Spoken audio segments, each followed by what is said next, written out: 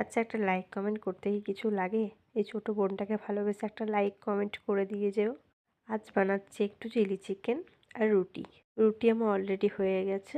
এবার বানিয়ে নেবো শুধু চিলি চিকেনটা। এখানে পকোড়াগুলো ভেজে নিচ্ছি। ওইদিকে দেখালাম তোমাদের ক্যাপসিকাম সব কিছু কেটে রেখেছি। এখানে সস আমি soya sauce, chilli sauce, tomato sauce সব রকম একসাথেই মিক্স করে রেখেছি। সাথে একটু কর্নফ্লাওয়ারও মিক্স করে নিয়েছি। এখানে বাকিগুলো আরও ভাজবো, দেখতেই পাচ্ছ। আচ্ছা, এই শীতকালটাতে তোমরা কি খেতে বেশি ভালোবাসো? আর তোমরা দেখবে এই শীতকালটাতে কিন্তু বেশি ভাজাভুজি খেতে পছন্দ লাগে, তাই না? মনে হয় যে ডায়েট করব, মোটা হয়ে যাব, খাবো না, কিন্তু শীতকালটাতে মন মানে না। মনে হয় একটু ভাজা ছাড়া হবেই না। এই শীতকালটাতে একটু চপ, সিঙ্গারা, বেগনি এগুলো বেশি খেতে ভালো লাগে। আর আমি না আগে না এই রান্না-বান্না এত কিন্তু জানতাম না। এখন তোমার অলরেডি সব শিখে গেছি।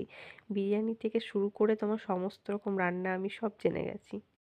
আর তোমার এই যে পকোড়া ভাজতে ভাজতে মনে হয় অর্ধেক শেষই হয়ে যায়। কেউ না কেউ এসে তুলে নিয়ে চলে যাবে।